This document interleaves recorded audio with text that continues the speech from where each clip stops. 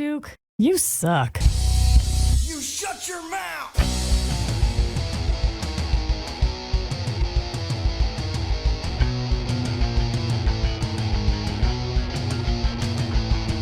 Welcome to the Duke You Suck podcast. And now, Duke Durango.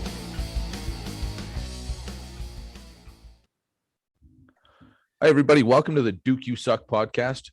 I'm very excited to have an old friend on, filmmaker, writer, producer, Kurt Spenrath. Welcome to the Duke You Suck podcast, man. Hey, and I did actually get punched out on camera by a wrestler 3 months ago. So I did take a bump at RCW. Oh, okay. Kid Chocolate knocked me unconscious. That kid.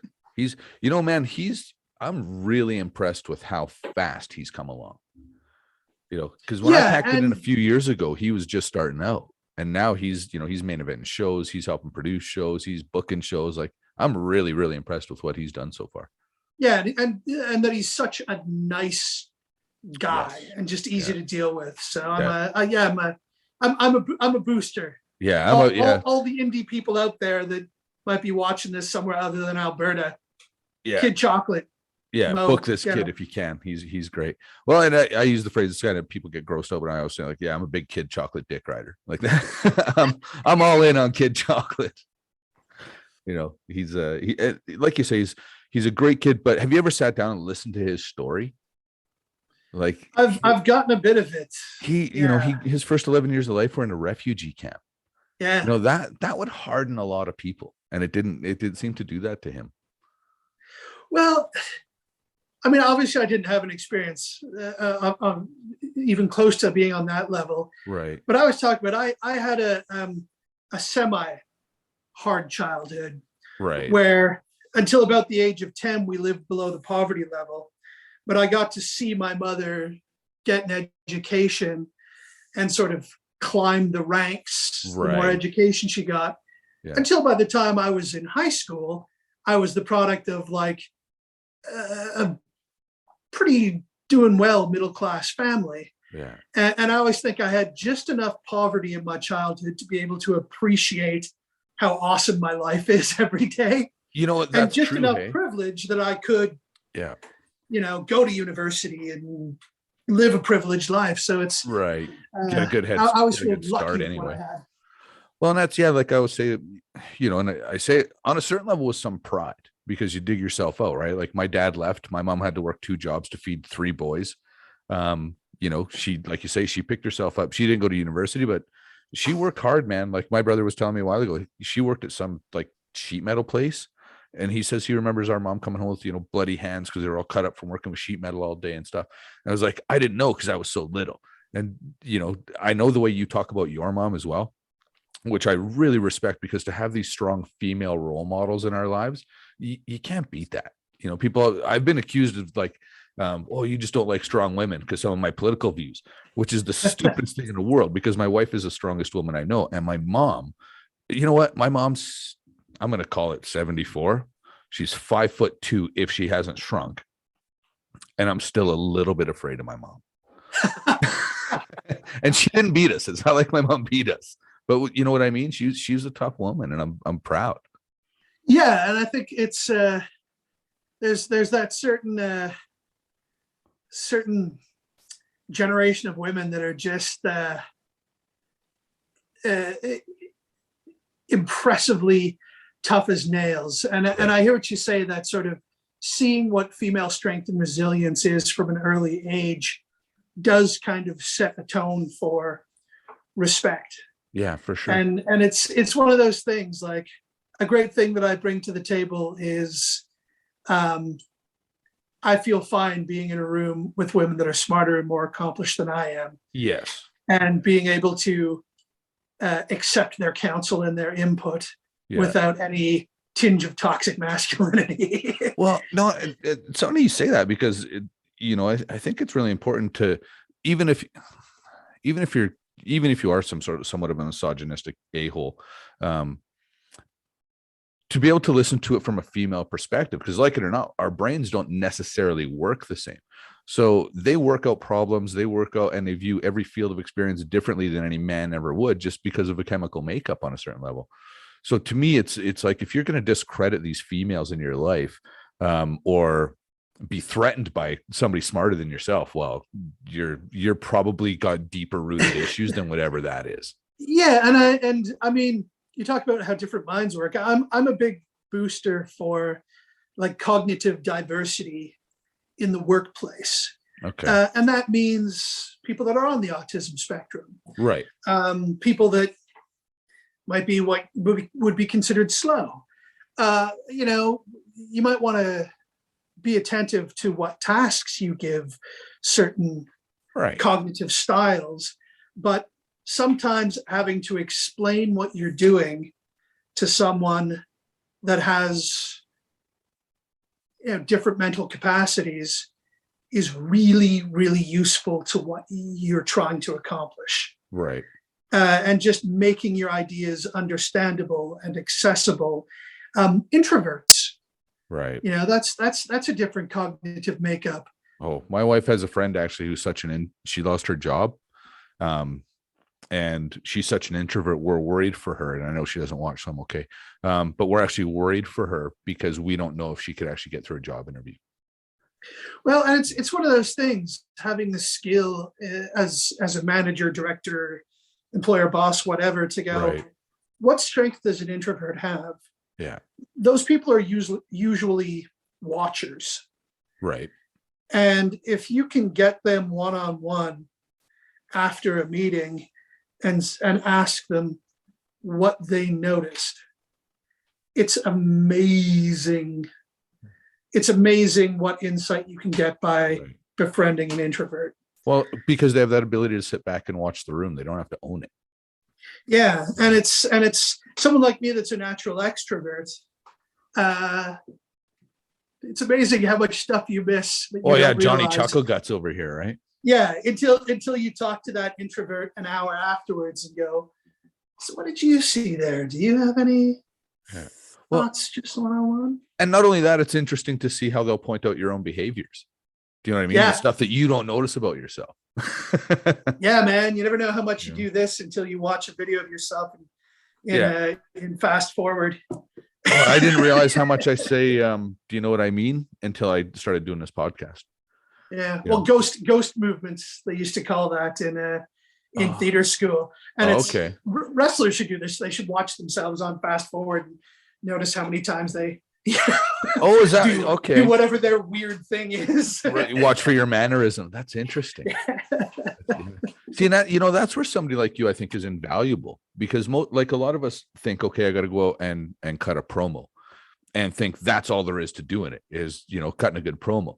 Where somebody like you is like, no, you inflect this way. You know, if you're trying to solicit this emotional response, you punch this line in your promo rather than just cutting a promo. Well, and I always say this, like, for pro wrestlers, like, the thing that they should all go take a class in, if they can find someone that teaches it, is like commedia dell'arte and like clown and stuff like that. Okay. Doing like mask work and starting to learn that, you know, nonverbal communication, the huge difference between and Yeah. Right. you know, that's and when you do like the artsy fartsy Italian mask work where you don't have You can't use all your that face to to work sell. with, you start to really learn how to do it in an arena-sized space. For sure. That makes sense. Well, and that's where, when you watch masked wrestlers, a lot of times they can't use their face to sell. So then they have to use every piece of their body to sell, right? Yeah, totally, man. Like, Yeah. spend young wrestlers spend 6 months wrestling with a black mask. You know, that's actually, geez, that's not a bad idea. Like, if, you know what I mean? Like, just because I never wrestled under a hood, right? I might have had one match with a mask on. Just Bruce Hart was just trying stuff and put a mask on me. But I can remember thinking, like, I have no idea how to work this. Like, I couldn't get anything out of the crowd because I didn't know what to do. So something like that would have been fairly beneficial for me. Oh, totally. And like the whole, like, where you throw your focus suddenly becomes magnified. Yeah. Yeah, Yeah. Well, I even watch production now, and I'll watch certain shows, and there's certain times when I'm screaming at the television because there's a wrestler on TV and he's doing something, but he's not facing what I call the hard cam. Yeah. You know, it's like, what? You get your back to the hard cam, kid. Turn around. You know. Oh. Hello. So we're babysitting a dog that's just spotted a ghost. Hey, buddy, come here. Did you say spotted a ghost? Yeah. You know what? Yeah. This is a funny story I haven't told anybody yet. So last week, my wife works from home right now, and last week she was in the basement. She'd gone upstairs, and our cats follow us everywhere we go. And she said the cat started meowing, and she looked back down the stairs. And in a certain way, he'll reach up when he wants us to pick him up. Like his front paws will start climbing your legs a little. And she goes, he meowed and looked at something, meowed and meowed. And she goes, and reached up like he wanted picked up. And I'm like, oh, that's kind of weird. And then she sits down at her desk, starts working, and a desk lamp that she never uses turns on. And she's like, I think there's a ghost in the house. I'm like, well, yeah. I got in trouble for a few years ago because my nephews overheard me making a joke. My old dog Oscar, even though he was neutered, had a habit of like humping his dog bed right after he ate dinner. And I may have not realizing my nephews were standing behind me referenced my dog raping a ghost. Oh no. He's the most prolific ghost rapist I've ever met. Oh man. How did they like that? I think my nephews were young enough that they were bewildered, but my sister in common law was like, that was what I was wondering. Like, yeah, what was their reaction? Yeah, I'm notorious for forgetting there's children in the room. You know, I'm willing to bet at some point I've ruined Santa Claus for some kid. Oh, totally. But I mean, kids kind of blow me away because I sort of think like when I was gestating in the 1970s, there weren't all these like prenatal pills and gotta get your folic acid in you and stuff like that. It's like, yeah, we had thalidomide. We had thalidomide, and all these kids that are just like womb juiced for intellect. It's like, you know, I remember when Rachel and I started dating the first time we went to Calgary to visit her family. I walk in and there's her 6-year-old nephew doing Rubik's Cube. Oh. And he's like, yeah, it takes me like 3 minutes to do it, but my brother can do it in a minute and a half. Like, I don't think I've ever actually done it. Jesus. Yeah. I never did it because it was my sister's gimmick. So I was like, eh. Yeah, girl toy. Yeah. It's the same reason I didn't play basketball. Yeah. Yeah, that's how I got into wrestling. Is my brothers wrestled. So you had two choices: you could learn to wrestle and defend yourself, or you could just get wrestled all the time. So yeah, people say, when you started wrestling? Well, my oldest brother was 5 years older, so I started getting wrestled when I was 7. You know, I was a that was my older sister was 6 years older, and our mom was kind of a little bit like Ayn Randish a little bit. She was like, she wouldn't intervene if we were arguing. It was like, you two have to learn how to settle this yourselves, or you're going to grow up to be, you know, maladjusted adults. You need to learn to negotiate and cooperate and work with other people. Good, not stop fighting with your sister kind of thing. I love that. Yeah, so it taught my sister that might makes right. Because by the time I was 13 and big enough to take her, she moved out of the house. And it taught me to, you know, it taught me that emotional manipulation can achieve anything. That's a which is a lie. My sister's lovely, but it's fun. Cool as hell. Kind of true, you know. Yeah, having an older sibling, I don't know, like obviously I'm the baby, right? I had 2 older brothers. So having an older sibling, I think on a certain level can keep you humble, right? Like if I'd ever get too big for my britches, my brothers would put the beat down pretty quick. Well, and a big thing that I always sort of joke about being grateful for having an older sibling with is it teaches you to learn how to have fun doing something you wouldn't choose to do. Right. Or to appreciate a piece of art, you know, movie, music, whatever, that you wouldn't choose to listen to. Do you find when you were a kid, you were light years ahead of your friends in music because you had an older sibling? Oh yeah, totally, man. I had every Pink Floyd album on vinyl when I was in junior high. Yeah. Well, I think I'm going to shoot high and say I was 11 or 12 when my oldest brother bought my brother Dean and I, the middle brother, bought us a combined Christmas gift, which was the Black Sabbath double album, Sabbath Bloody Sabbath. So, your older siblings influence your choices. The Sabbath Plays Sabbath isn't an album of church music. Metal church music is true story. My stepfather his family was originally from the Netherlands, and his dad liked choir music, and he legit, true story, bought a Black Sabbath record thinking it was like tabernacle music. Walked into the record, Black Sabbath, sure, buddy. I think my uncle ended up with that one. Well, there's a lot of good Dutch metal bands for sure, rock bands. Well, that's what's funny is, man, metal's so much bigger in Europe. Like, I don't know how much metal you listen to. I don't listen to as much anymore. I'm slowing down, to be honest. But man, you hear so much good metal in Europe. Oh, I remember being in Germany once when a new Rammstein album was being released. What was that insane. Like? Oh, it was crazy, man. And I went and listened to it at there is a club in Berlin that's a wax museum by day. I don't think it exists anymore. It's a wax museum by day, like a horror wax museum, and by night it's like a metal club. Oh, fun.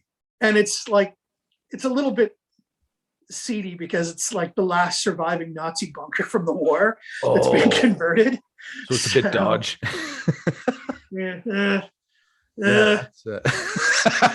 If Joe Rogan talked about this, he'd be apologizing in 5 years.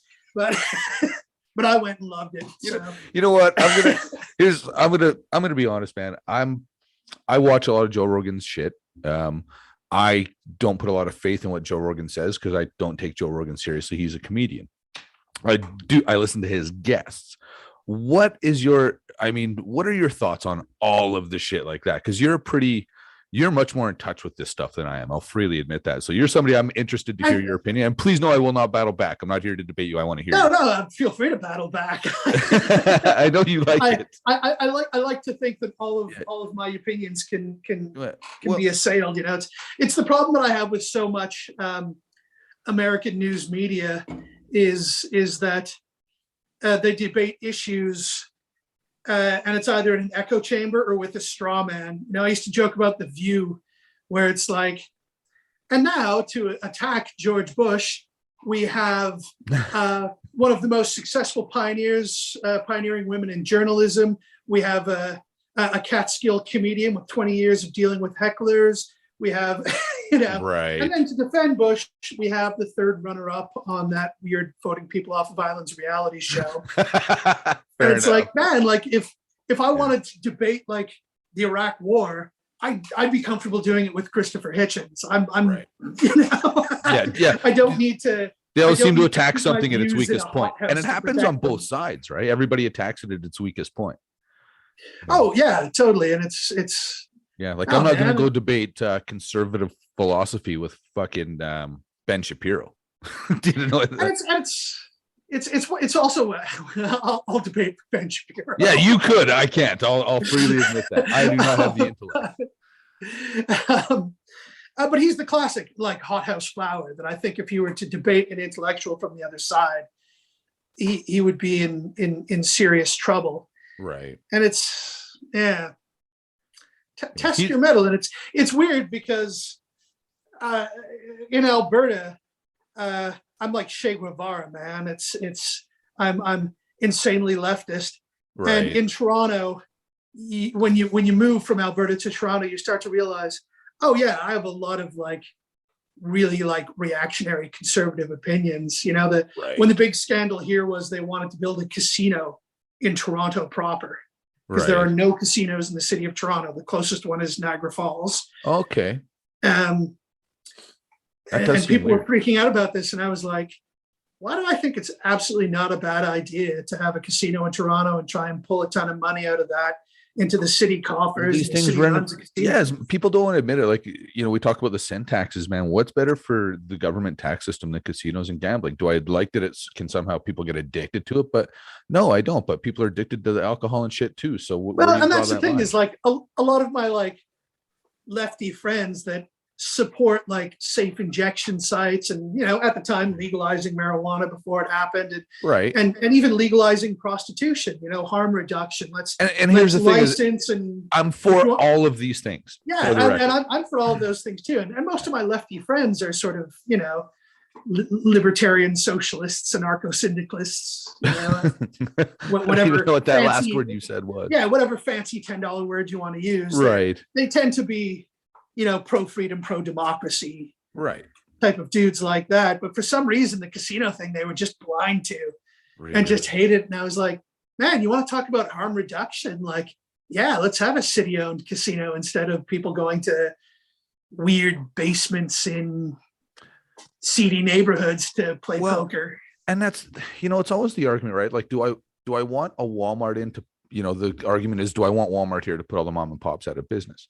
Not necessarily. But what happens then is people are leaving your community to go to the other Walmart. Do you know what I mean? So the question becomes, in this case, do we want people leaving our community in Toronto to take those tax dollars out of the community? Or do we want to have it here and then we can create jobs and buoy the entire economic structure of this area in our community?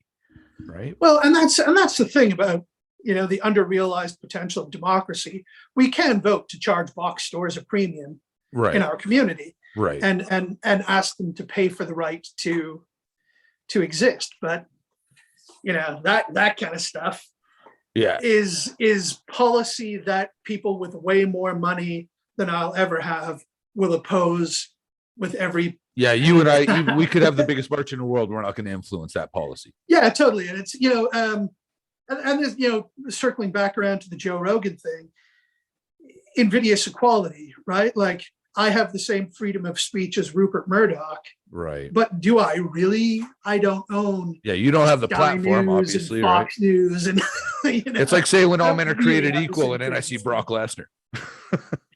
Totally, and this is why I never get pissy about actors getting on soapboxes, because fame is the only thing other than money that can draw attention to a perspective or an issue. 100%. Yeah, I can say whatever I want because nobody knows who I am. Yeah. So Joe Rogan, my thoughts on Joe Rogan. I've always thought he's a funny comedian. Yeah. I think the premise of just a stoner having a platform where he can just ask people stuff is kind of a good premise. Right. You know, I kind of like the idea that maybe some people involved in the discourse should be teachers or cab drivers or whatever. Yeah. The problem is that Joe Rogan has a high level of credulity. Right. You know, and when someone comes on and says, well, I'm a doctor that worked with the development of mRNA vaccines, and I think they're bad. I always go, they gave you $100 million, hire a fact checker, and go, oh, wait, that guy that claims that he's a doctor that worked on the development of mRNA, so he was actually an undergraduate that was a lab assistant in the building where it was developed. The dude's resume is padded and fake as hell. He doesn't have the ability to parse that out and go, hey, man, there's a lot of people that say we shouldn't listen to you because of this, this, and this. What do you say to that? Yeah, which he did, and I'm not defending anything here. I'm actually saying where he has done it, and it's on the other side of the coin, unfortunately. The person he did that with was Sanjay Gupta. When he had him on from CNN, you know, that's the one time he made him parse it out and justify everything that was being said. Well, and it's one of those things. Fair time in media is the thing that I would love to see come back. But mostly because I believe that most of the ideas that I support I can defend, and where I can't, I would actually like to be corrected and enlightened. Yeah. Well, I like to think I'm open to change in the presence of new information. You know what I mean? So So we need to hear from all sides. It's weird because there is a side of the political spectrum that seems to think that's not fashionable. Right. And it's another thing about coming to Toronto is you find yourself being from Alberta defending the fundamental decency of a lot of the conservative people, you know. Right. Where it's like, you have to understand that most Alberta conservatives, when you say we really need to develop a social program to deal with addiction and homelessness, they go, well, I had a brother that got into drugs and was homeless, so I moved him into a trailer on the farm and really got on him until he cleaned up and made him work for his food and helped him out, and I was there for him. And the stretch of like, yes, but there are people that don't have like brothers and support systems that help like that. And sometimes, you know, especially in Alberta, really conservative people are actually generous yet somewhat naive people. I don't disagree with that. And there can be a fundamental decency to it. And that's why like the convoy thing is so unbelievably disheartening to me. You know, the thing that burns my ass about all of these convoy things is, man, I'll support everybody's right to protest. If you got to be in your bonnet about something, by all means protest. But when you see Nazis rolling into your protest, will you fucking call them out, please? Right? Like, yeah, say something about it. And yeah, because that just makes, even if I'm a conservative and I say, you know what, I don't support what the convoy is doing per se or how they're going about their business, but I do support the right to protest. Instantly, I'm painted as a Nazi supporter. This is a thing of mine, though, is when you confront someone's views and they have to resort to, well, I have a fundamental right to an opinion. Well, that's two different issues. It's well, my hope is like, you have a fact-based opinion. For yeah, starters. but when people have to resort to defending their right to shout, right, they're not really making a good point at that point. Right. Well, the other thing is, and I stepped on my own cock on this one, to be honest with you. I had a friend that was saying, like, roll the tanks in, they're stopping business, you know, get the military in there, shut this shit down. And I'm just like, well, you can't do that. You know, we didn't do that to the Black Lives Matter people, blah, blah, blah. But they didn't go that far. I mean, there were some people that hijacked those protests and, you know, vandalism and looting, but that wasn't the true heart of most of the people that were in that protest. Where I did have a different attitude was with the climate changes that were blocking intersections. And I, you know, had to think about this later and get back and said, you know what? I actually said, get those guys out of the way. People got to get to work. They got to get their kids to school, blah, blah, blah. And in my own thought process. Yeah, somebody agrees with you. Sorry, I gotta. Yeah, no, man. Yeah, apparently he does not like seeing other dogs walking past the front of the house. Oh, is that what was going on there? Yeah. That's hilarious. Yeah, weird, because he seems like a really good-natured, friendly, cool dog that I've been kind of hanging out with the last few days, but right, totally quiet until. And when you live across the street from a park, you see a lot of dogs. Yeah. Poor dogs always got anxiety. But yeah, I mean, the convoy thing is so odd to me because about half the people I'm not sure really have a sense of what their convictions are. You have, you know, what? Me and my friend were talking about percentages, and that's what I said. Probably 50-50. 50% of them are there for a legitimate reason. 50% are there for whatever. And it's one of those things where the point of like, I don't think I should be fired from my job that I do alone in a contained space. Who cares if truckers get vaccinated?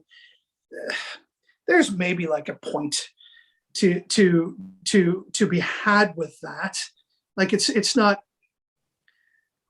totally insane to suggest that they might be isolated enough. Well, here's the thing. I'm fully vaccinated. I've had my booster, right? So I'm not somebody that's clearly not anti-vax, but I think where people draw concern is we have an inherent mistrust in the government now that we didn't have. You know, people refer back to polio vaccines and Spanish flu. We didn't have the mistrust in the government we have now. So the minute the government says you have to have it, immediately people are going to be like, well, if the government's telling me. Well, I mean, the government isn't really saying you have to have it. I mean, what the Canadian government is saying, the US has put in this restriction, we're matching it. Right. Which happens a lot, right? But people don't realize how much America affects our policy. I'm less interested at this point at debating the concept. Right. Because we know vaccines have been a success. We know they've saved for sure jillions of lives, whatever. It's well, my wife got COVID. My wife got COVID. I didn't. So, and I'm somebody that gets sick pretty easily. Like I'm good for 2 or 3 flus a year. Since I've been doing all the right things since COVID started, I have not been sick. I've not been sick since COVID started. Too. And I'm technically immune compromised. I don't have an endocrine system. You know, my entire endocrine system comes out of bottles. Right. So but I'm blaming the vaccine that I didn't get it, to be honest with you. I'm somebody that when you look at how often I get sick, I should have caught COVID from my wife. How I didn't get it, I have to say the vaccine.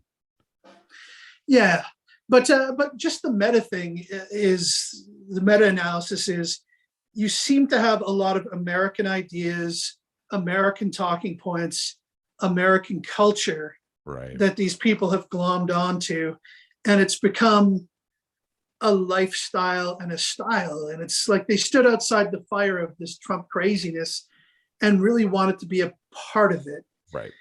And there's a percentage of our population for sure in that mode. Yeah, when you see the interim conservative leader wearing MAGA hats in selfies all over the place, it's a little Is that the new disheartening. Jesus, her name just escaped me. The new lady that they just put in? Candace Bergen. Yeah, Yeah. Murphy Brown.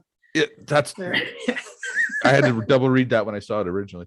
So yeah, she's, and again, I'm not so politically aware, to tell you the truth, man. I've stopped. I'm so media fatigued from the Trump presidency. Yeah. I've kind of stopped. So she's been pictured wearing MAGA hats. She's the interim leader. Yes. The party that ran 2 elections on how useless a guy with an education degree was, picked a housewife with a high school diploma to be the interim leader. Well, I'm not the biggest fan, but nobody's mounted a decent challenge. I'll tell you that. Well, yeah, I know, and I'm sort of the same way.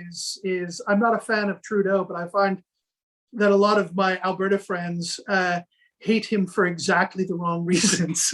Well, so yeah. I find myself having to take a shower sometimes after being on social media because I've had to defend. You're trying to defend a guy you're not necessarily a fan of. Yeah, no, it's tough. It's like, dude, like all of these like incredibly simple things that a politician in Canada could do at any time that people would love. Right. Credit card debt can't be more than 7% higher interest than the prime rate. Right. Let's do that yesterday. Yeah. Simple How are people goddamn lending thing, money at banks 50 aren't gonna points go a year? bankrupt. Yeah, and this is just basic things to improve people's lives that pretty much everyone will agree about. Yeah, and it's not even like a wealth redistribution. It's literally just stop raping people. Yeah, it's just there's a gajillion things we could regulate. Prostitute. Sure. People hate red tape, but I'm like, no, hell, man, more of it. Regulate prostitution. What, man? I've been saying that. My meat I've before been I eat saying it. this since before I knew anything about economics. Well, I don't know fuck all about economics, but when I was in high school, I would always say, "Can we please license it? The girls will be safer. That hopefully they'll be cleaner, and we can tax the income." Like let's not bullshit each other. Legal marijuana has been great for Canada. Yeah, in every possible way. And also, somebody that's spent a lot of time in churches, it's probably time to start taxing the church. Yeah. That's there we could probably, but I mean that's one of those to things that is contentious enough that I could see a sort of banal centrist like Trudeau not wanting to touch something like that, but right, not worth having like a dog in the COVID, the giant mistake the Canadian politicians made with COVID is making decisions about restrictions and opening rely on mercurial personalities. Right. It's if Jason Kenney has enough business people whisper in his ear that they really need the stampede this year, well, then we'll lower restrictions, whatever is kind of happening with COVID numbers. Right. We needed to do the German thing where we go, if the numbers are this is what we do. When the numbers get to this point, then you all can go to any restaurant you want, whether you have a shot or not, and let people know quantifiably, this is the end point for restrictions that you don't like. Yeah. This is the beginning point. We think that people can kind of agree that, you know. And that's the thing, it's not people, I'm not upset about restrictions. I'm disappointed with how they've been used. Right. I'm okay with restrictions. And the people that are super concerned about it, part of their concern is, this, and their concern is fed to them by, I think, bad actors that are blowfishing this idea of, well, what it really means is you're going to have to show your papers for the rest of your life if you want to have a Tim Hortons donut. Right. And I think that there was some room to nip that in the bud and go, this is the sunset clause. Yeah. This is, or even a date. Every 6 months, we have to put it to Parliament to renew the restrictions. All of those sort of mechanisms of reassurance that aren't there were a missed opportunity because, Right. I mean, Germany, sure, there are the odd anti-vax, anti-mask people, but that really is the AfD and like neo-Nazis exclusively. Here you have yellow vester Proud Boys recruiting well-intentioned people because you can easily start with this, should a guy that works alone in a sealed cab really have to get vaccinated? And a bunch of people go, okay, maybe that's not a bad point. And you get to shitting in snowbanks and wanting to overthrow the government in favor of an anti-vaxxer council that will. Yeah, well, and that's, yeah, I want to get to a point where I support everybody's right to make a living. And if we're sending, unvaccinated medical professionals back to work, I don't understand why the mandate would stay on truck drivers, because one of the things for me is teachers, firefighters, and if someone, you might not like to hear this, and I don't want to offend anybody, but once you become, say, a teacher, firefighter, police officer, doctor, E-room, EMS, you are now frontline services, and you kind of forfeit your right to strike because of the essential nature of what you do. Having said that, it's easy for me working in my job to take away their bargaining power. But I think the truckers are kind of in the same boat, and they're so essential. There's got to be a point where they can't really strike, so you can't push them too hard. Do you know what I mean? Like, you can't expect a nurse to work 24 hours a day with no overtime and no fucking relief. You know what I mean? Like, I think there's expectations sometimes we place on these workers that are well, and this is where I think the trucker thing is. I think in the near future, maybe even by the time you share this, is going to flounder in public perception, because it started supposedly, the people that organized it chose the message of these guys have a right to work and to earn a living. Right. And now their position is, well, but cattle ranchers don't. They don't have a right to work and make a living and sell their beef to slaughterhouses in Montana.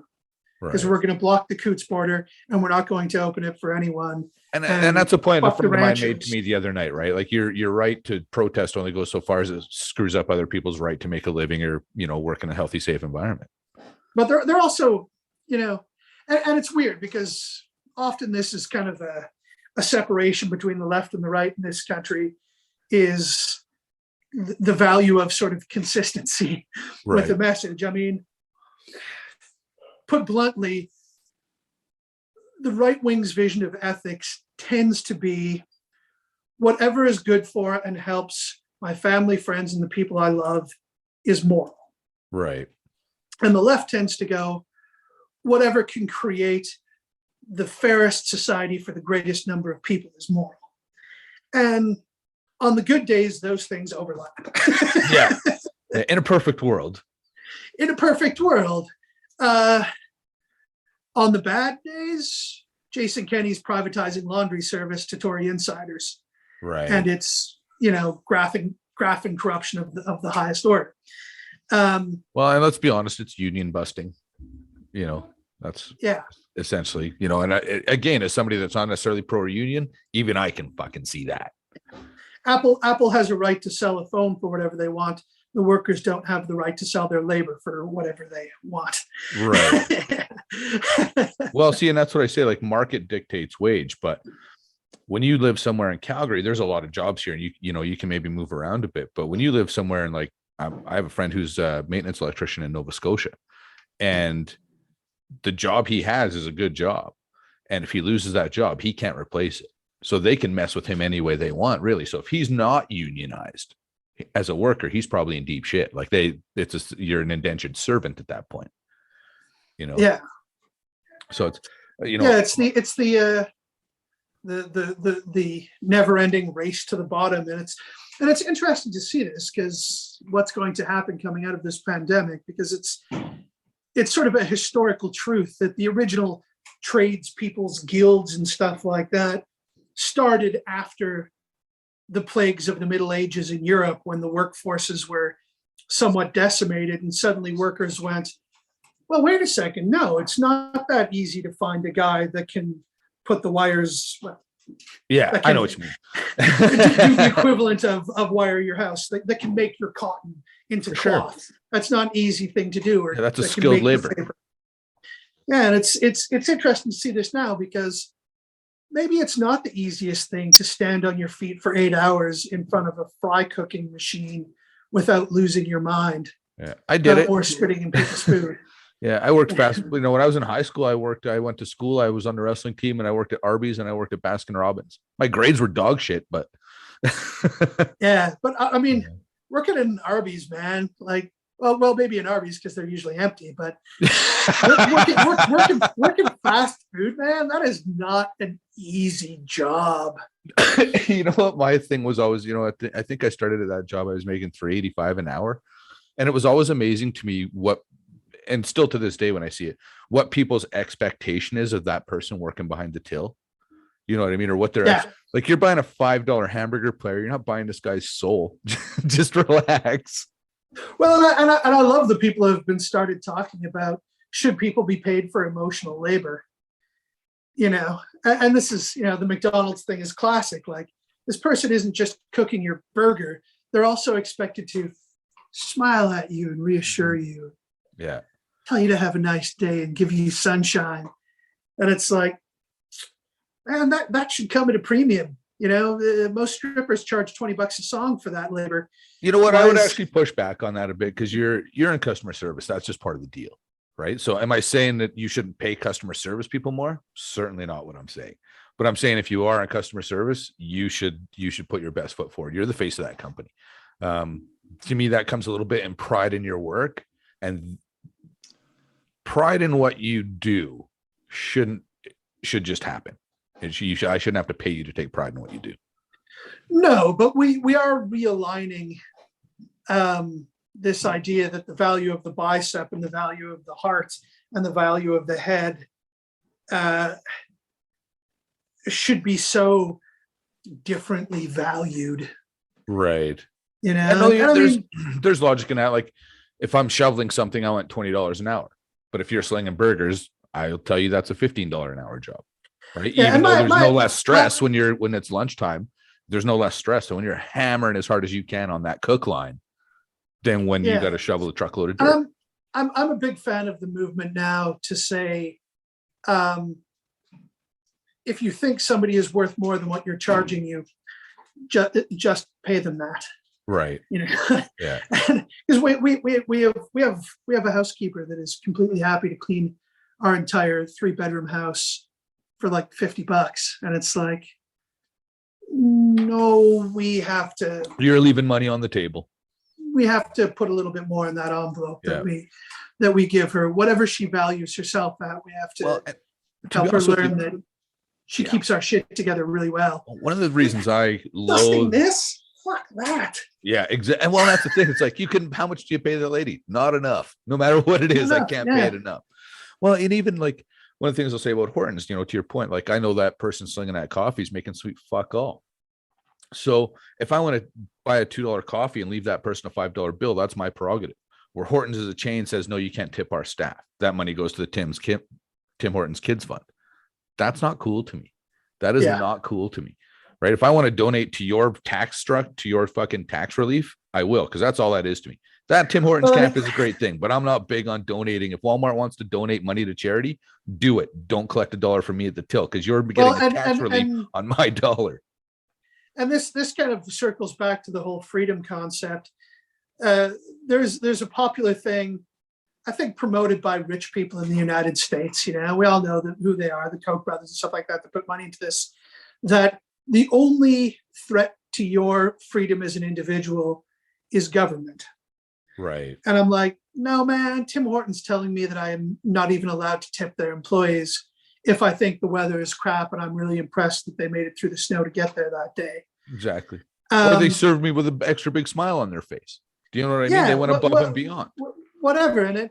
It also goes to the convoy thing of like, of all the hassles and threats to the livelihood of a trucker, this is what's shutting the country down. The truckers are unpaid for the time they wait for a trailer to get hooked up to their rig, even though they have to be in a place sitting behind their wheel. Yeah, actually, my dad worked for a company that should have had a convoy. My dad was ago. a truck driver for 69 through, it's called 2015, 2014, 2015. And he would get wait time. He would say his run was generally Calgary to Vancouver. He had a real, risky run. He would go Calgary to Vancouver, and he was there. He had to lay over for 8 hours because of the time in his logbook, right? Allowable time to drive. Anything a minute over 8 hours, he was making an hourly rate. Unionized trucker? Yeah, 100%. Yeah, exactly. I think he was working for Canadian Freightways then. And that's one of those things. You talk about the evil of red tape. That's the kind of regulation I like to think that in a democracy we should be able to agree on. Yeah. If someone has to be there, be not in their home and not doing their life as part of their job. Same thing as flight attendants, man. They don't get paid until the door is closed on the plane. Yeah. Well, when the company asks these things, right? Like, we want you to come to a staff meeting for free. And I don't do this. There's certain things we all sort of give our employers. But it's always like, well, what are you doing for free for your customer? Because I'm the one servicing the customer here, and I know we do nothing for free for them. So why are you asking me for free shit? Yeah. Like I just don't. I don't know, man. I kind of to your point, like people say, oh, we've abolished slavery. No, man, we just get to choose our masters now. And that's unfortunately how I really feel. Yeah, the Yes Men did a great piece on that, on their theory about how eventually the Civil War was a bad idea because eventually corporations would have realized that it was cheaper to leave slaves in Africa and just pay them less than it costs to house and feed them in order to do the work that they ship overseas. Jesus. So, how else can we squeeze these guys? Well, Well, and that's the other thing that always surprises me, that there's brighter minds than mine. There's one sitting right here in the same frame with me. But I always you're too kind.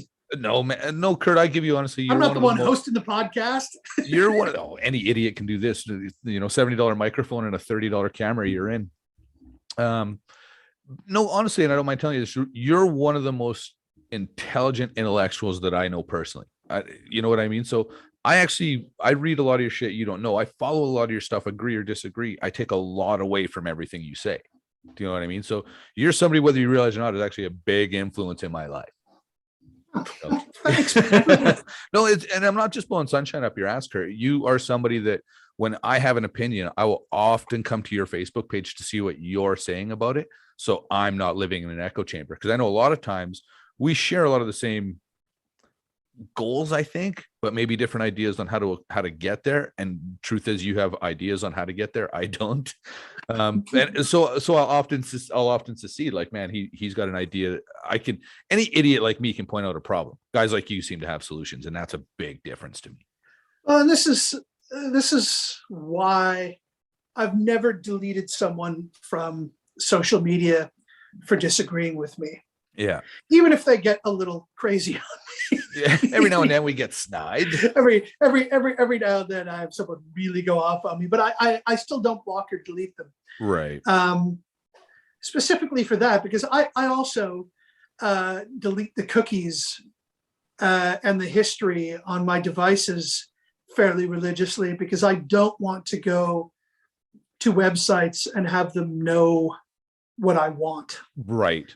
I want the purest, unfiltered digital information I can possibly access. Well, and I was for actually specifically that reason. Well, because these algorithms, but people don't realize, and we hear the word, but people don't understand how powerful, right? Like, I have a friend who says, "Oh, my feed's flooded with," and I forget what it was. It was a couple of weeks ago, and I said, because that's what you're fucking looking at. Something you're looking at is lending itself that they're feeding you that. And I handed my phone and said, "Look at my Instagram feed." And they go, why? And I said, just look at my Instagram feed.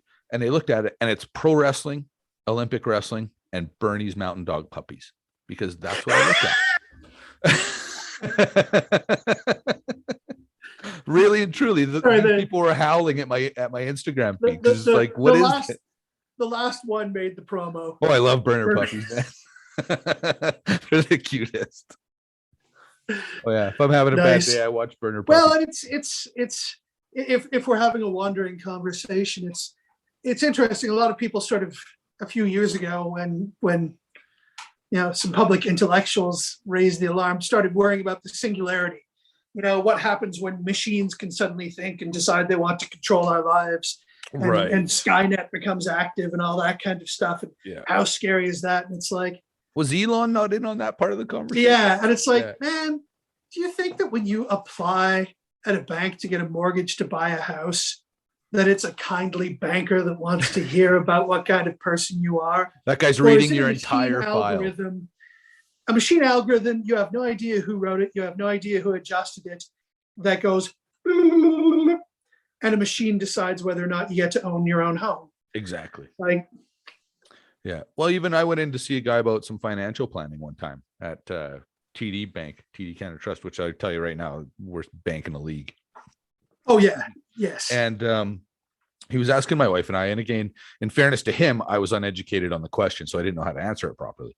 But he says, okay, in today's dollars, what do you think it's going to cost you to live when you're retired? And I'm like, oh, I don't know. If you're going to be paying some taxes on your income, if you want to travel some, I don't know, $30,000 a year, just making up a number, because I don't know. And he types a couple things into his computer, flips the monitor around to me, and goes, you're going to need to save $3.5 million by the time you retire. And I just started laughing. Do you know what I mean? I was like, buddy, this is how much I make per paycheck. And I started doing math. I got 1,500 paychecks to make that. I was like, that's never going to happen. Right? Like, it's amazing. Like you say, it's not like these guys are thinking about it. It's a computer algorithm. Well, and this was a serious pitch, not too long ago, was to, allow people to opt out of the Canada pension plan and manage their own money in like RRSPs and stuff like that. Right. And it's like, well, that's great until the stock market crashes or someone invests in baluba cryptocurrency and gets smoked. Then what the fuck is there? And I'm like, well, this is a recipe for like homeless conservatives. Well, and I'm not proud of this. I'm a perfect example of what you're talking about, because I've made poor financial decisions on my own, invested in wrong things, and have had to basically start over twice. Do you know what I mean? So if I do that at the end of my career, I'm going to need a pension. you can make excellent financial decisions and be on the wrong side of when the market eats shit. Unfair actors, like it's, nationalizing the oil and gas industry was a terrific idea until gas fell to $4 a barrel in 1982. Right. and this is where I have conspiracy theories. Do I really think that had nothing to do with Ronald Reagan being elected and personally disliking Pierre Trudeau? Hey, is that right? Hey, see, and I was pretty young then. I remember my oldest brother having a lizard, some sort of salamander, I think. And his name was Elliot, after Pierre Elliott Trudeau. Like, that was the thought process but I was too young. I remember it, but I wasn't politically aware to know why. I was just too young. Dude, it's amazing how bad the people that professionally predict business trends are at actually predicting them. I remember the last sort of real implosion of oil prices, when it was, Western Select was like selling it at negative. People were paying them to take the oil away so the pipelines wouldn't clog. Right. I pitched an article to the Canadian Business Review where I was like, how oil can be $50 a barrel or like $80 a barrel by Christmas. Right. And I was like, you don't understand how quickly geopolitical tides can shift. Or no, sorry, it was before, when it was $100 a barrel, and I pitched how it could be $20 a barrel. How quickly it could drop Okay. Yeah, and I said, what happens at $100 a barrel oil if Venezuela starts deciding to use their oil for money instead of diplomacy? Right. If the civil war ends in Nigeria, which has deposits as big as Canada, if Iran democratizes, if there's a revolution in Iran and they join the world community and start exporting their oil. Yeah. Which we did kind of see, right? In the mid 2015, 2016, Yeah, right? Just as easily as a hurricane can hit Corpus Christi and take out a quarter of the refining capacity of North America, Yeah. and suddenly it's $1.50 for gas. And can you correct me if I'm wrong on this? I thought I read something when there was, the financial crisis in like 2009, 2010, 2008-ish, that there at that time there hadn't been a new gas refinery built in North America since the 70s, which to me is insane. Like I have heard that the implosion in 2007-8, I still have somewhere in a scrapbook because I wrote a play called The Trillionaires. Okay. That got very good reviews. It was basically about the guys that invented dynamic hedging. Right. And at one point they controlled $3 trillion of like stock and assets because they'd done all of this leveraged buying. And it got to the point where they had practically no liquidity and just a ton of assets. And if the stock market had lost more than 2% in a day, they would go bankrupt. Oh. And that represented more than the GDP of the entire United States of America. And quietly, the Fed in the United States intervened and broke it up and sold off the assets. And Swiss Bank actually took over a ton of these assets. Oh, okay. And it's weird because 3 years after I wrote the play, I interviewed a Swiss banker who was like, yeah, you have no idea that stuff that was at the risk of being valueless has made us hundreds of billions of dollars. They were right, actually. If they'd hung on, they would have stayed trillionaires. But isn't that usually the case with the market? If you hang on, eventually it'll come back. Kind of, sort of. Sure. You hope. But basically, I predicted in this play that like credit default swaps and the housing market and predatory loans could wipe out the economy. And there was a critic that gave the show a nice review, but said like, I could have done without the goofy fiction writing and doom predicting by this like stupid playwright that thinks he's an amateur economist. Now, did you send him the thing back and say some articles don't age well? Oh shit, man. I was the only person that when the collapse happened was like, ha ha. I told you. And I was far from the only one. There were a lot of people that were making this prediction. I didn't come up with the idea. Right. I just wrote about it. But you're at least aware enough to know it was something. You know what I mean? Yeah, it was funny to be told like, you nutcase, you're such a crank. You idiot. And to have predicted it in 2005. Yeah, and that's the thing where guys like myself, you just sort of toddle along doing your thing and not realize how quickly this shit can change. Oh, yeah. And quite frankly, my wife's in oil and gas, so I watch these things pretty closely. And one day you wake up, it's like, why is gas $1.46? You know what I mean? Well, and this is the biggest like message that I have to the anti-vax protesters, the Yellow Jackets, the Proud Boys, all these guys. Is like, man, broaden your perspective. Yeah. The greatest threat to your freedom, to your livelihood, to your happiness, I can guarantee you, isn't the people that we elect every 4 years. It's going to be these giant oligarchies that can wipe out your life savings with a whim or accidentally with Warren an Buffett algorithm that they've written that just gleeks wrong because the futures for carrots are off by a dime. Right. Yeah. You never know, man. One of the things that scares me about the stock market, and I won't tell the whole story, but Larry Rickman owned the Calgary Stampeders for a while, and he got in trouble. Basically, he had enough money, he could manipulate the Alberta stock market, and he got banned from trading because he literally would drive stock prices on his own and then bail out on these things. And it's a long story that I don't bore you with, but it quickly taught me at a very young age, like, oh, so a dummy like me gets in on a stock market. I'm just hoping Warren Buffett don't have a bad day and feel like fucking with the market. Because he has enough money, he can literally mess with the Dow, right? And that was like LTCM and their their particular model of like dynamic hedging was they raised $3 billion in capital, and they could go in and like smash the price up on something after having bought, like they could shift the price of a stock by a nickel within 10 seconds, right, and make hundreds of thousands of dollars after just fucking it with an algorithm. Yeah. And they didn't care. And that's where the stock market fell apart, because people no longer invest money in a company that they think makes a good product fair price. Right. Yeah.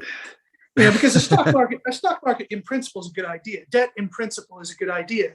Being able to like have money now to build the high level bridge for $50,000 so that in 110 years people don't have to spend $100 million to build it. Right. Is a good idea. It's logical, yeah. Yeah, but yeah, when it becomes completely divorced from reality, it's yeah. Your freedom is fucked. Your freedom is fucked. And I've got friends that play the stock market, and I don't, man. I have a guy. You know what I mean? I had to get a guy. He speaks a language I don't understand. You know what I mean? And the fortunate thing is, the only reason I'm even half-ass comfortable is the guy's name's Clinton Rebeck. Google him. He's an excellent guy. But he's a fiduciary, right? And if people don't know what that is, he has a legal obligation to act in my best interest. So he may make poor decisions in my best interests, right? I'm not saying he'll never make a bad decision, but it gives me that level that he's simply just not out there squeezing every penny out of me, that he's got to at some point make sure I'm looked after. Which again, like fiduciary responsibility is a great concept, but it's reliant on a person to exercise it. Well, but it also, corporations have a fiduciary responsibility. They have to maximize their profit. Yeah. And if maximizing your profit means outsourcing to Uyghurs in a concentration camp in China, they are legally compelled to do that. Yeah. in a sense. No, and that was my comment for years ago. People would say, why don't we have jobs? And I said, because we sent them all away. Right? Because we all want cheaper stuff. I want a $10 t-shirt, so I don't mind if it's made in Bangladesh for 4 cents. We got to be realistic about what we as consumers are asking for. Yeah. But Jesus, should we talk about wrestling? No, this stuff's way more fun. Yeah. No. Because we're getting into some very amorphous philosophy. And this is why I like you, because stuff. Well, one of the things I started this podcast for is so you and I could go on Facebook and we'll go back and forth, but there's so much nuance that gets lost in those conversations. So to me, it's like, I'm so interested. I just want to sit down with this guy and talk and see what comes out, because like when I had a NDP MLA on called Graham Sucha, and he used to come to all the PWA shows, is how I got to know him. And he's a really, really, really nice guy. Like one of those guys, if you have a problem with Graham, it's probably your problem, because he's just the nicest guy. And I had him on, and a couple of my ultra conservative friends were like waiting for these fireworks. Like I was somehow going to have him on here and attack his policies and ideas.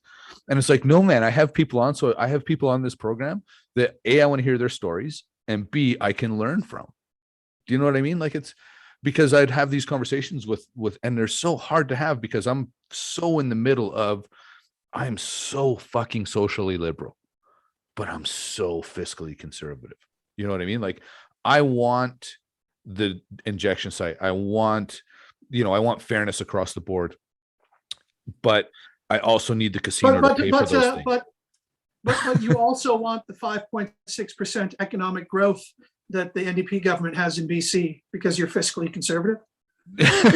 Well, and again, I can't debate you, but at the same time, here's the thing: we need business. We need, say, casinos. I want the social program, so we have to have the casino. We don't have to. That's a dangerous statement. They help us pay for those social programs. You know what I mean? Is oil and gas the best thing for the planet? It's not. But if we campaign against it, now to me, where the loss is how have the fucking oil companies not invested starting a long time ago in renewable energy technologies? They're so far behind. Yeah, and this is, I mean, the oil and gas thing for Alberta is in 10 years, the biggest of all the things to choose from, the biggest botch of Kenya that I think is going to be remembered is if Alberta is going to strip mine anyway, and that's how you get tar sands out of the ground, you strip mine. Yeah. And, hopefully they're socially responsible enough, like a Syncrude or whatever, to go back and plant trees and do a little So biology. here's what I will tell you, man. My wife, her previous title at her other job was senior manager of regulatory reporting and environmental affairs. And I can tell you what goes into well, let me rephrase that. I have a good idea of what goes into reclamation. And it's to me, it's what you're saying. Like, I think there's a lot of people that think they just go in there, clear shit out and walk away. And it's not like that. Yeah. So if you're going to be doing strip mining, which no matter what, strip mining screws things up. But also let's not bullshit each other either. Yeah. 30, 40, especially 30, 40, 50 years ago. Yeah. This was the grossest fucking industry on the planet. Yeah. But sorry, to make the big point that I'm making now. Sorry, man. If you're going to be doing it anyway, why aren't you taking advantage of Alberta having some of the largest lithium deposits in the world? Right. Why aren't we creating a fully integrated power cell industry in Alberta and digging for lithium instead of oil? Well, and the thing is, we need it.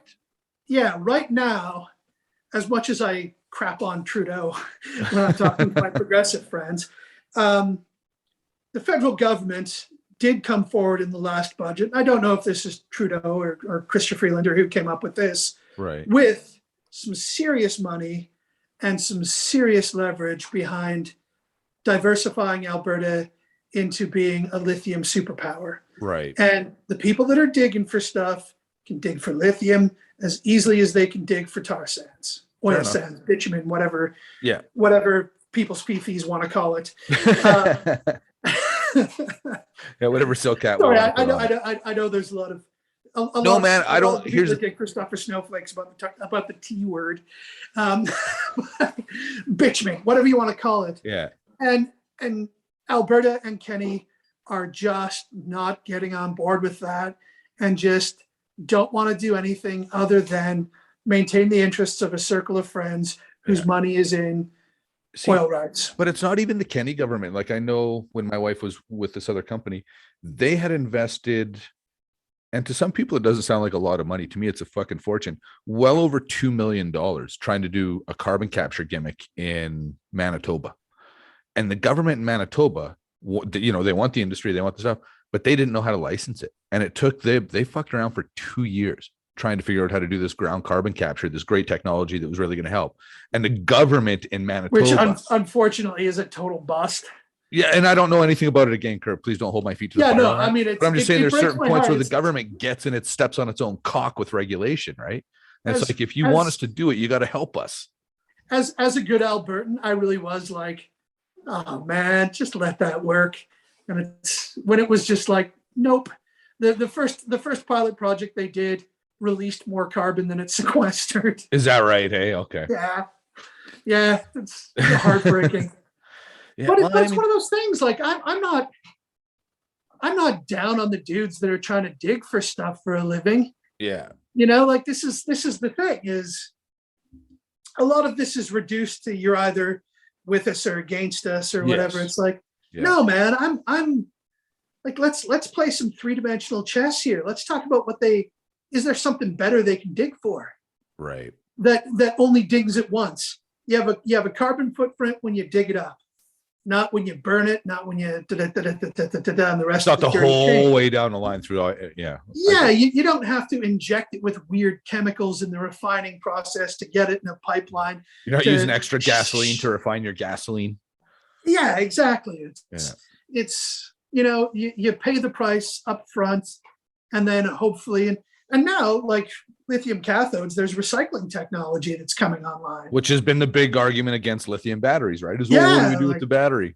Yeah, but apparently there's a lot of people that are figuring out some really clever ways to be able to recharge them and use them again. Well, it's like anything. Once you have a problem, somebody's going to figure it out, right? Somebody's going to. And the thing is, I don't even care. I'm going to assume that these people that want to recycle the lithium battery, there's a for-profit motive there, and I'm okay with that because of the end result. Yeah. Right. There Yeah, has to and be, it's you know. and it's one of those things. Like that's the glory of capitalism when it meets democratic socialism, is if you regulate, all of our cars need to not run on internal combustion engines. We don't have to use 130-year-old technology. We're putting an end to it. Right. It's amazing the ability of the market to figure stuff out and to come up with solutions and to make this stuff work. Right. What we have to do as like good citizens and good neighbors is to try and make sure that we don't leave out all these dudes digging for shit. Right. And to the credit of the liberals who have, never found any love in Alberta by a long shot, they've actually put like tens of millions of dollars behind trying to make diversify that happen the and try to at least kickstart that transition. Right. Because it's amazing. Which I'm pretty sure if I look back, some people may not want to do this. And again, this is a unresearched, uneducated opinion I'm about to give you. My hunch is that if I looked back, there was a lot of federal funds that went into starting to develop our oil sands as well. Well, when you say look back, you mean 4 years when they spent like billions of dollars on a pipeline to? Yeah. I'm even just talking because to kickstart the industry, though. Do you know what I mean? People are going to get mad, like, oh, we're giving all this money to these rich guys to start this industry. Yeah, but we need to help them fund to kickstart this industry because at this time it's not going to be profitable. If anyone in Quebec is watching this, they'll be more than happy to back you up on that and fill you in great detail. Yeah, I think I only have one watcher in Quebec is Carl Leduc. And hey Carl, how's it going, man? Yeah, I want to get him on here, but he's a busy guy. But I think the thing for me to talk to a guy like you, like I honestly didn't know. And again, this comes from, I'm going to call it straight out, media fatigue. I've stopped reading newspapers. I've stopped looking at the news. I've kind of had to pack it in because I'm a high anxiety person anyways. And after the Trump presidency and then COVID started, I literally, after about 6 months of COVID, it was just media burnt out. I quit watching numbers. I quit. Don't get me wrong. I still, would know kind of where things were at, make sure I knew where mandates were at. But I was not tuning in for daily briefs of anything. Well, and I think that's a danger. And the other danger is that, let's be honest, the news is just less interesting post-Trump. That's fair. He 3 times a day was doing, if nothing else, entertaining stuff that would happen once a decade. Yeah. I wish I was going to be around in 100 years to see how that presidency gets looked at, like how they teach about it in schools and stuff. Well, who knows? I mean, there's such a move in the United States to by the grandchildren of the people that were terrible to Black people not to teach their children what their grandparents did. Well, yeah, kind of like what happened with residential schools here. Like, yeah, my mom taught me about residential schools. The school system didn't. Yeah. Well, God, Mouse getting banned. Art Spiegelman getting banned in a Tennessee school. Like, this is the crazy thing. Like, the Scopes monkey trial, when teaching evolution, went on trial in the southern U.S. Right. This is something that books and plays and movies and stuff were made about for like decades after that.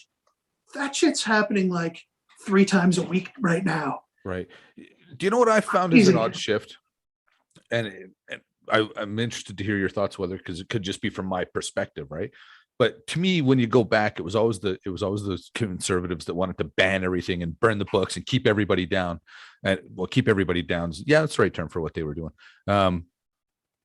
The liberals, while they want to bring everybody up, the left now seems to be the people that want to ban certain things and burn all the books. You know what I mean? It's kind of like there's certain things that have shifted. This is interesting. I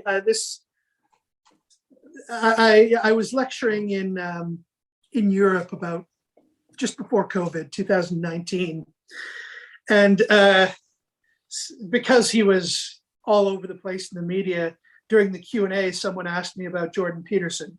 Okay. Who just lives 2 blocks up the street from me Right. and officiated at a friend's wedding and all kinds of stuff. Okay. I don't have any personal thing with Jordan Peterson, but they were like, what do you think of him? And this, like, his beef with like mandated language and the cancel culture on the left. Right. And my answer still holds true. The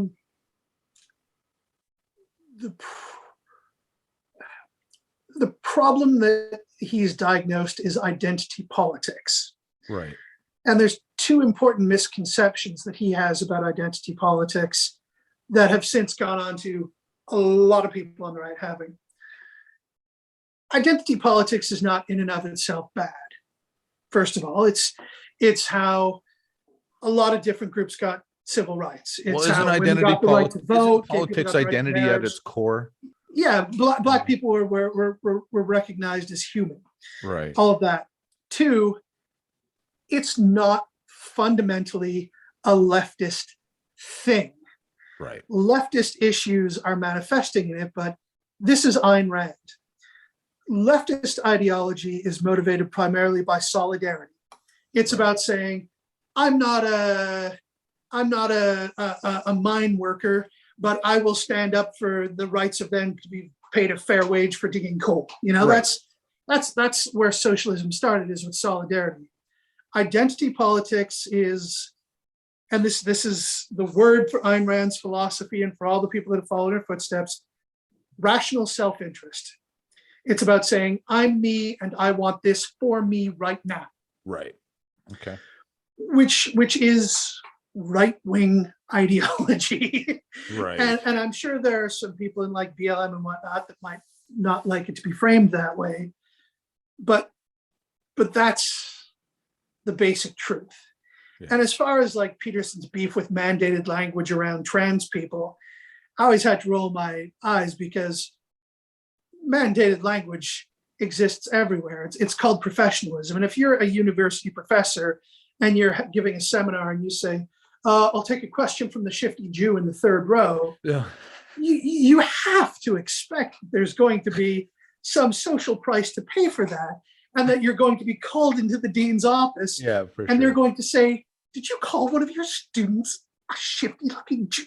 Well, You're done. You're done. Yeah. Your contract's terminated. Get out of here. Well, see, and I I don't think care that if you have tenure. one of the misconceptions Canadians have, and going back to your point previously about how things in the States affect Canadian views, people think we have freedom of speech here, and we do to a degree, but we don't have, the First Amendment that gives you a right to say anything you want. The word is expression Right. in the charter.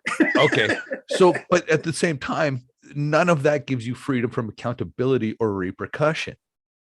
Right. I'll give you full rights to say whatever you want, but if you want to stick your feet in your mouth, there's accountability and repercussion for that. Right. I'm the kind of guy who will give you the rope to hang yourself. Yeah. So, I mean, the idea that there's something new about, there are settings in which there are certain things that you shouldn't say. Right. Like if you're hosting the evening news, you probably shouldn't call someone a cunt. Yeah. Well, that's the thing is, my issue with sense. like, I'm not going to get into the whole fucking, what is that? Was that C-56? Was that bill? Oh, adult speech yes. bill? I forget the number. Yeah. But yeah, it is 56 or 61, I think. But at the end of the day, I mean, if we need a fucking law, and this is what scares me as a society, if I need a law to stop me from, first of all, being discriminatory, and second of all, like, if I want to identify as a they, and I don't understand all the terminology, and I'm not going to pretend to, but if I want to identify as a they, and you come up and address me as a he, and all I have to do is correct you, right? Oh man, could you please address me as they? Okay. And that should literally be the thing. I don't understand why somebody would get on a soapbox saying, well, I shouldn't have to do that. That I can't even, and I don't get me wrong, I like some of what Jordan Peterson says, but on that thing, we are miles apart. Because why, if somebody wants to be addressed that way, why don't you just meet them where you're at? Yeah, and I mean, and it's one of those things. Like I say, I run in the same social circles as Jordan. The idea of telling like depressed people that they should try cleaning their house, sure, great, go for it. I mean, Yeah. I think all self-help is just rewriting the meditation. You know what never makes me feel better about myself, Kurt? Cleaning the shitter. There you go. Yeah, So, when I'm I having mean, a bad day, cleaning the toilet never helps. I'm not going to begrudge people that feel like they've been helped and given a lease on life by Jordan's stuff, but I think there's this fear of cancel culture that is based on a whole bunch of nothing. Kevin Spacey is filming 2 films right now. Right. Like, who is actually being canceled? Some criminals, Bill Cosby got canceled, and I think Harvey we're all okay Weinstein with got that. canceled. You know what? Yeah, Dog the Bounty Hunter on tape throwing the N-word around about his son's girlfriend was back on TV in 6 months. Right. I do risky comedy.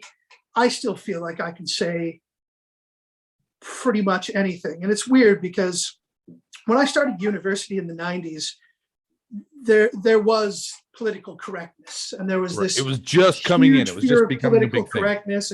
And Bill Maher's TV show was called Politically Incorrect because he wasn't going to stand for political correctness, and it didn't really exist then. Right. And if you look at what people were doing in the early 90s in comedy and stuff like that, it wasn't actually a thing, and it's still not actually a thing. It's just a cudgel for people that want to get like-minded people together to beat the drum on, where it's just like, I've made 2 TV series with trans people. Right. Just by coincidence. It's a field that I've worked in. The average trans person wants to be fairly invisible. Right. They want to carry their life on as a woman. They want to be like you and I. They just want to go live. Yeah, they don't really want to stand out. Yeah. Misgendering a trans person, depending on how they're dressed during a day, doesn't generally faze them. Right. They are as sophisticated as the rest of us are. They can read intention. They can read, unless they're on the autism spectrum, they can read the tone and cadence in your voice. Right. They know that when you say, hey guy, whatever, that they can tell whether you're saying, hey man, right. Or, hey man. Yeah. They can tell the difference between that stuff. So you're just trying to get together people that want to feel persecuted, and this desire to feel persecuted. Like, I have a friend that owns a restaurant. I think I've told this story recently. There was an issue with a person at the till who happened to be trans, and my friend's a very, very, very personable guy, and he's an extremely sincere human being. Not without flaw. Like, I'm not selling him as an angel, but for all intents and purposes, generally a really good guy. So he misgendered this lady, just because, unfortunately, the person was wearing a skirt, had a purse, kind of a blouse on, and a beard. So he didn't know what to do with that. Do you know what I mean? So in his common language, blah, blah, blah, I'm really sorry, man. We'll get you looked after. There was a strong reaction to being called man. Do you know what I mean? And he's tripping. He's very apologetic, and he's tripping over his words. I'm really sorry. And so the person wouldn't let him off the hook even after he apologized. Where she went wrong, in my opinion, is she said to him, because he happens to be of Indian descent, and she said, well, what if I called you brown? Is that okay? And I thought his response back to her was perfect. And he said, no, because it would be intentional. Right? He made the mistake. He did misgender her, but it was not intentional. Oh, I think I lost you. You're freezing up on me. And I think that's a thing too, is you have to be wary of when something is an anecdote.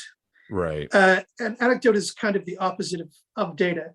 Is there almost definitely a trans person that has just been having maybe that was the 10th time that happened to her that day, right? And is there someone flip the shit? Are there people that are intentionally bad actors that are going to put on a dress in order to fuck with people just because they're generally not? Yeah, generally. Yeah, but will you find in a country of 30-some million people a couple people like that? Almost definitely. Right. But you can't sort of build your entire political outlook around that. The same as I caution people in Ontario about the perception of religiosity amongst Albertans by people in Toronto is so off the hook, it's not even funny. Right. And it's one of those things where I say, you know, that people in Alberta are statistically less likely to be religious than people in Toronto. Is that right? No, actually look that up. And if you go back to like the marriage equality stuff around 2003, 4 and stuff like that, right, there were surveys done. Albertans supported marriage equality by a way higher margin than Torontonians did. Right. Because there was that conservative libertarian attitude of like, how the hell is that any of my business? Yeah.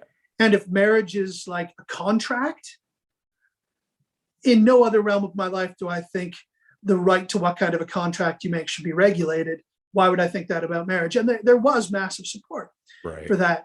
And you try to sort of go like, dude, you can't judge all conservatives by the loudest weird evangelical on American TV. Yeah, it's like you have to have a little bit of generosity of spirit with them too. Yeah, well, you can't paint with broad strokes like that. Like when Mayor Nenshi got elected here in Calgary, I literally was the first one to say, like, listen, I'm not going to claim there aren't a lot of rednecks here, but the fact that this city elected a fairly effeminate Muslim mayor tells you there's a change in attitude in Alberta.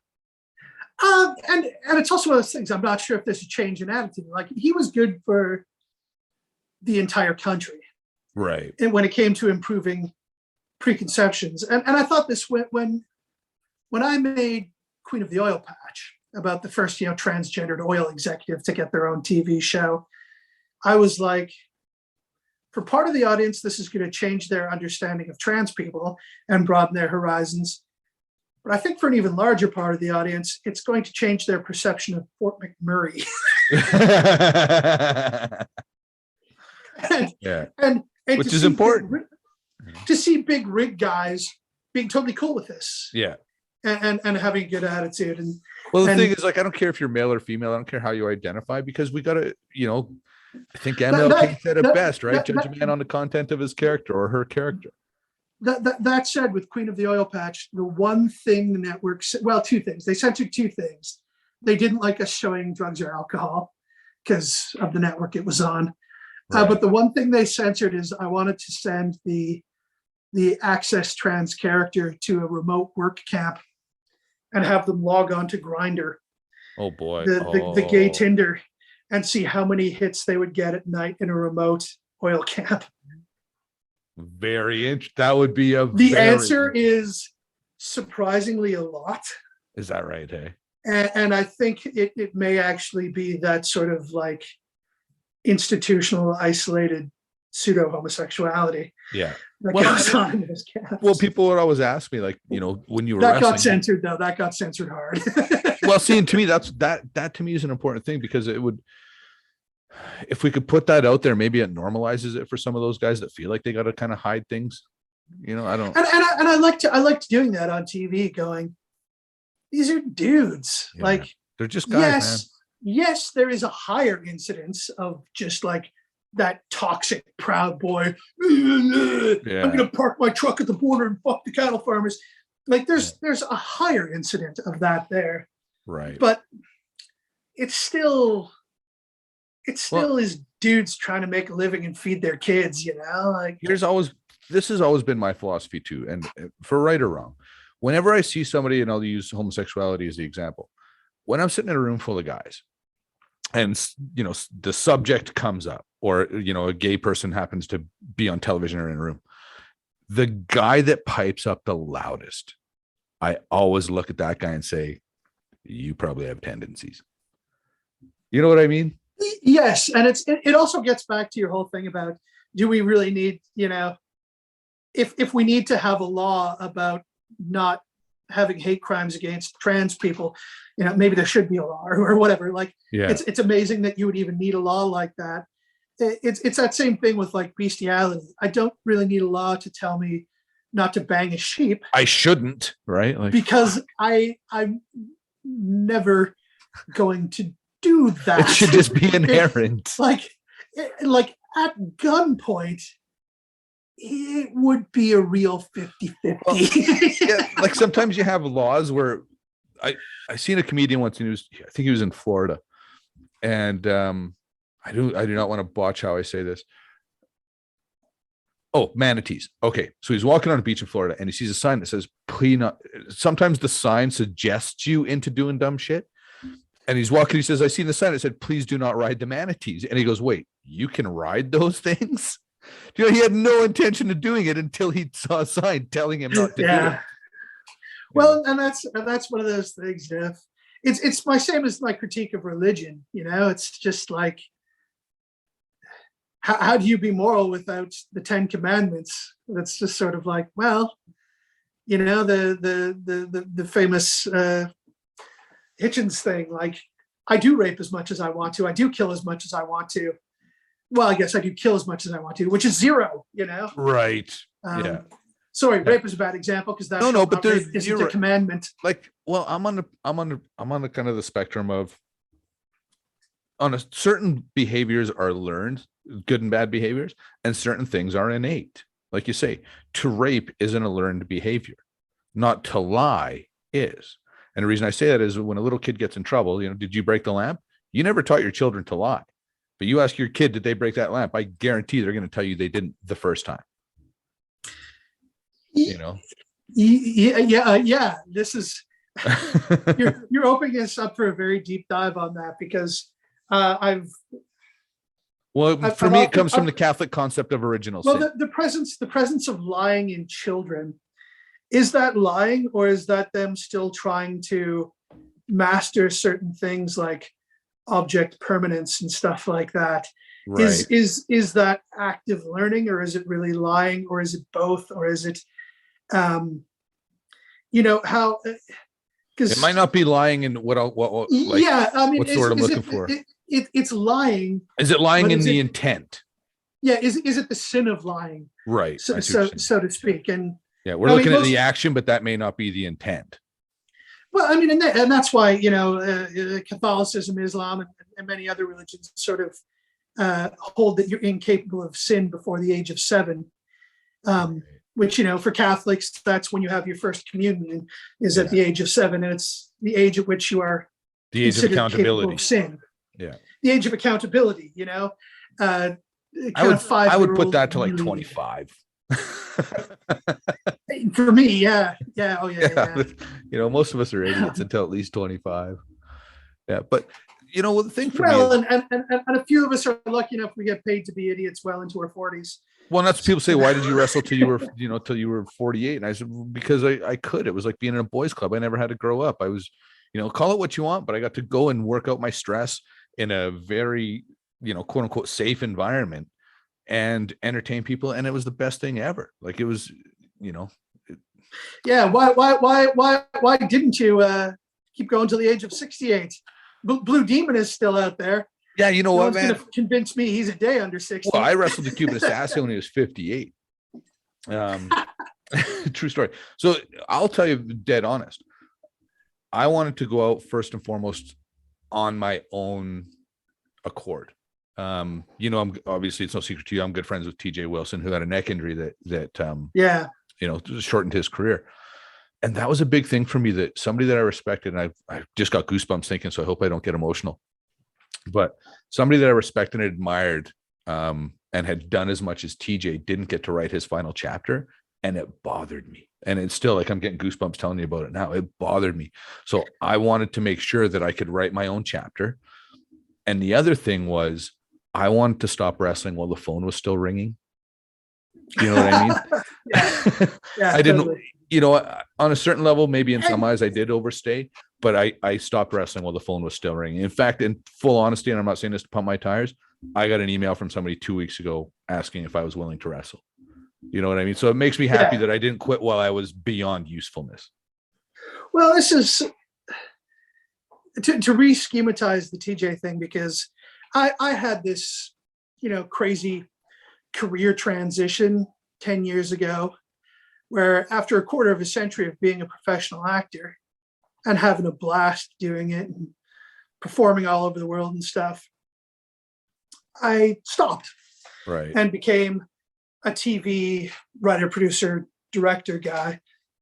And I didn't stop immediately. There were a few years there, and my last show got a foot in each world.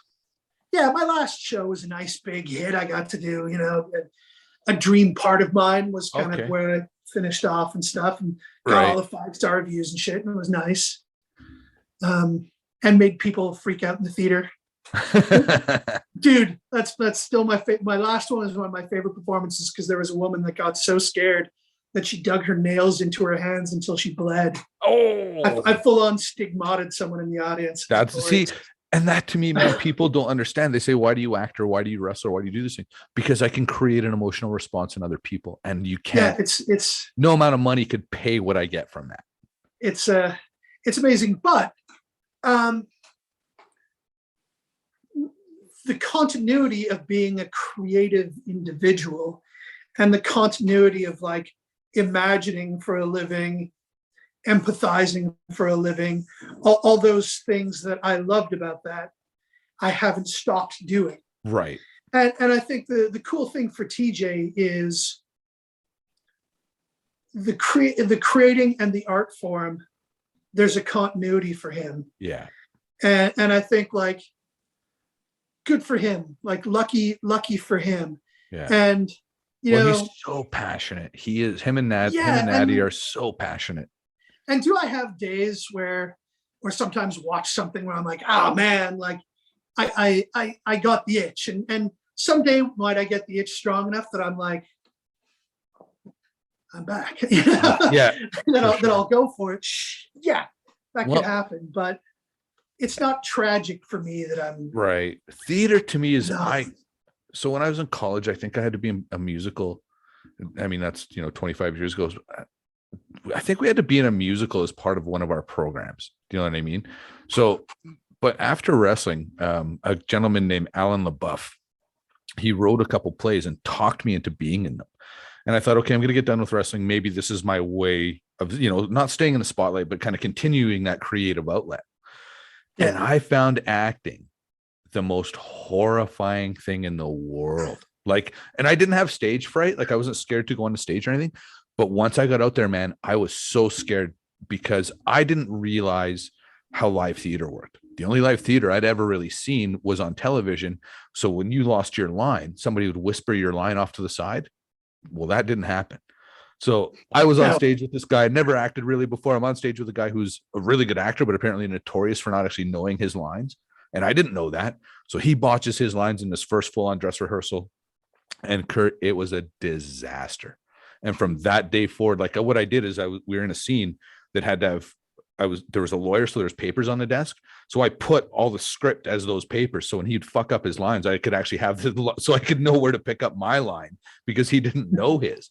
But it gave me such a different respect for what you guys are doing. Because people say, oh, you're a wrestler, it's acting, it's the same thing. Not even close to the same thing. I'll tell you my wrestling acting story after this, but my favorite losing lines story ever, because I've occasionally lost lines, and I've had people be like, did you just improvise a different line in iambic pentameter to Shakespeare?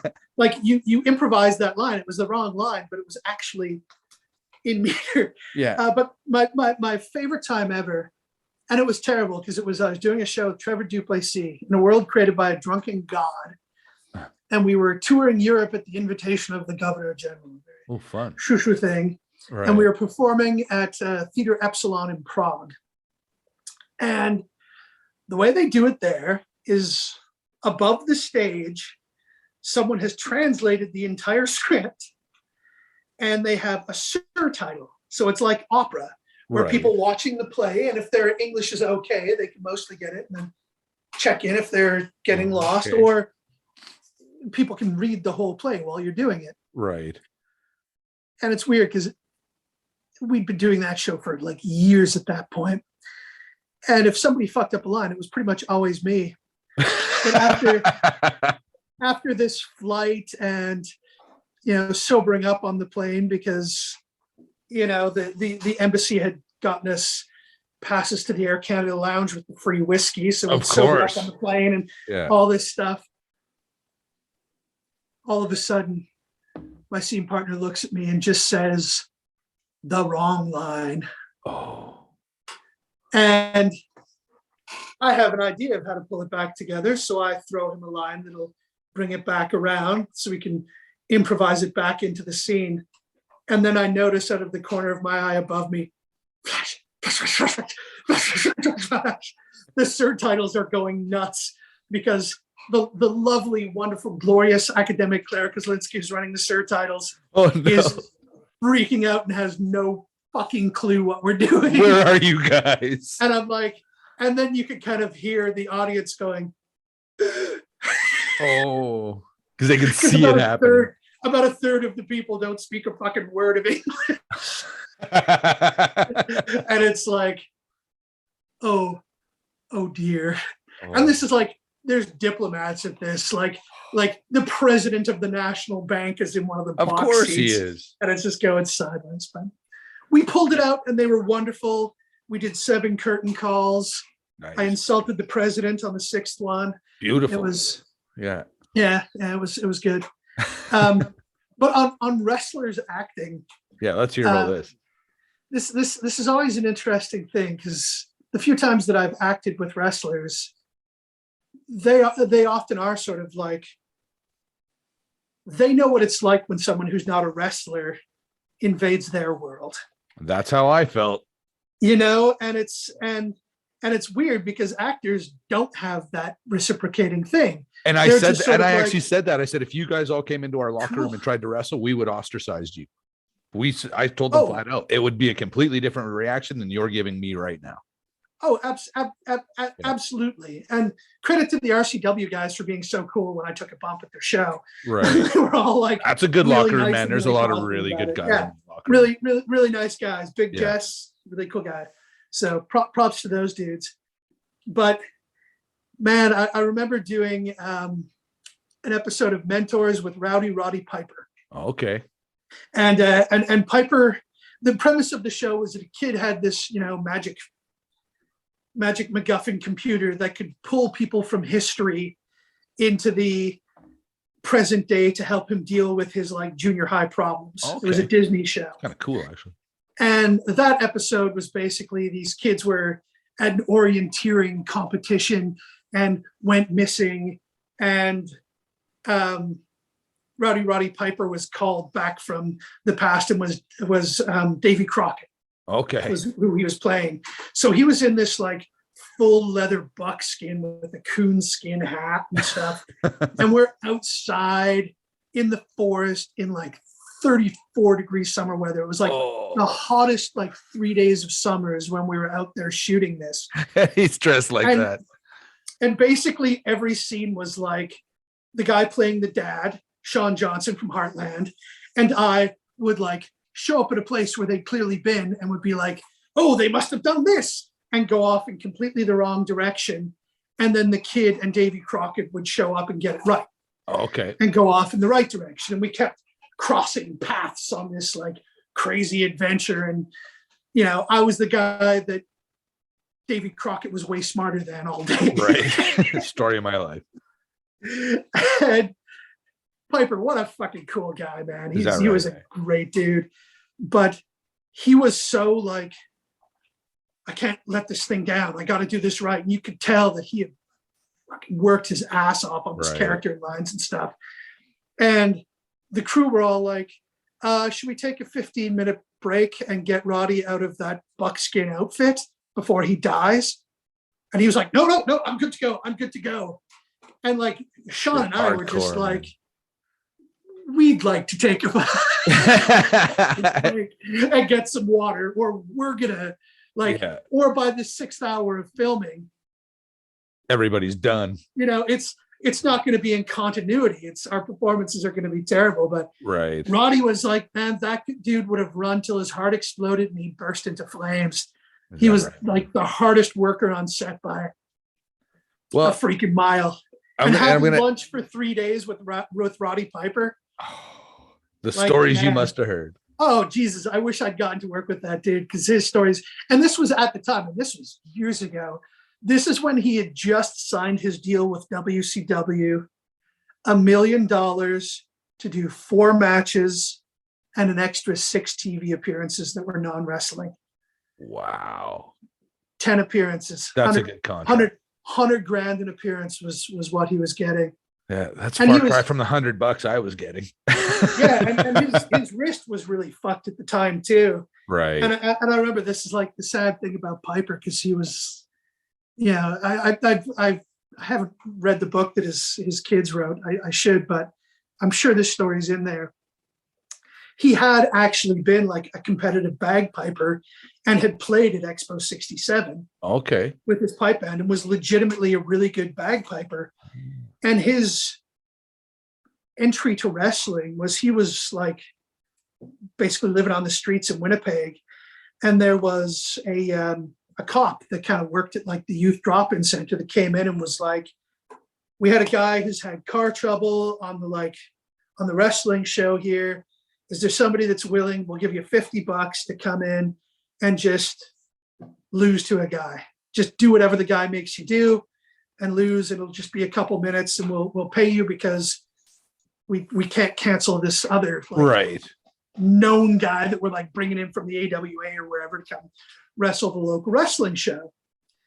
So Roddy goes to like bagpipe rehearsal and is like, guys, I have to leave early because I'm pro wrestling tonight. And they're like, can we come? And they're like, why don't we pipe you into the ring Oh, that's and done. walk in a kilt? And so this like 16-year-old kid walks into the ring with these bagpipers in his kilt and runs around like a crazy Scottish guy and is like going ape shit. Wow. And there was a scout from the AWA there that was like, this is Really? fucking crazy. Do you want a job? Can you move to Minneapolis? Just a straight up natural. Yeah. 16, he went down and started training with those guys. And, Wow. you know, he's debuted at the same age as Harry Smith. Bro. And there was a lot of miles on that body, man. He worked a lot. Yeah, but the sad thing was he'd had so many wrist surgeries over the years from ring stuff Right. that he physically couldn't play bagpipes properly anymore. And it was like, he said it was his only regret about his wrestling career was that he couldn't play a bagpipe Is that anymore. right? That's wild. That's Yeah. wild. On that note, sir, I'm going to let you get out of here. Right on, man. Thank you glad so I much, man. throw at least a wrestling story in there. Yeah. You know what, man? I honestly just wanted to get on here and pick your brain a little bit. Cause like I say, you're one of my favorite intellectuals. I have no problem telling you that. So I really appreciate you coming on here and talking to me, man. I had a really good time. Well, geez, dude, that's high praise from Caesar. I'm flattered. I'm grateful. and you know, all the reactionary pro wrestlers that I've pissed off on social media, I still love all you guys. You know what? And I guess I'll finish with this. Pro wrestlers, stop taking yourself so seriously. Have a good day, buddy. The pro wrestler I was most surprised to find out was like a pretty reactionary right-wing libertarian guy, AJ Styles. Oh yeah. Yeah. Yeah. I just assumed having a wife that was a special ed teacher that he'd be way more of a hippie. Cool guy. He's a fairly conservative guy. Cool guy, nice guy, awesome talent, deserves every fame that he gets. Yeah. But yeah, surprisingly reactionary. Yeah. All right, brother. We'll talk to you soon. Thanks a lot, Kurt. All right, take care, man. Have a good day, Cheers. buddy.